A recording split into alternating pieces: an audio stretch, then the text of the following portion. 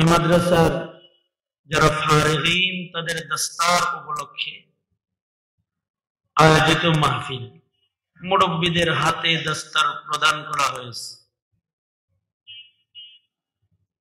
মাসাইলের গবেষণার অনেক দরকার আছে। মানুষ মনে করে যে নেকির কাজ করতেছে, মাসাইল না জানলে তার আমলটা, নেকির কাজটা নষ্ট হয়ে যাবে। সূরা কাহফ থেকে তিলাওয়াত করেছি।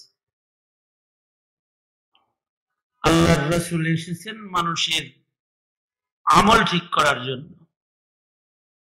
কারণ আমল যদি ঠিক না করা হয়, মাসাইল শিক্ষা না দিলে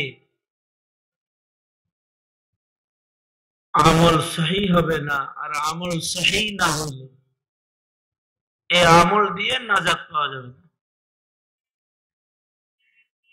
আমল সুন্নত তরিকায় হতে হবে, আমল মাসাইল সহি করে ইখলাসের সাথে হইতে হবে। অল্প আমল নাজাতের জন্য যথেষ্ট হয়ে যাবে।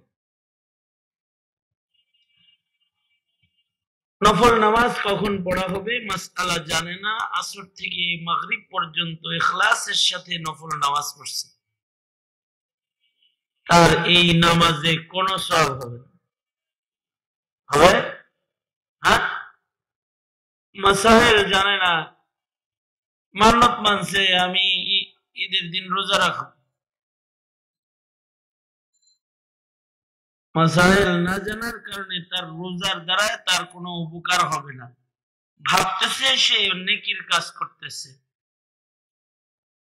হুম ইয়াহসাবুনা আন্নাহুম ইউহসিনুনা সুনআ, যা করতেছে ভাবতেছে খুব ভালো কাম করতেছে, কিন্তু আসলে তার এই কাজটা ভালো হইল না, নেকি হইল না, ইবাদত হইল না।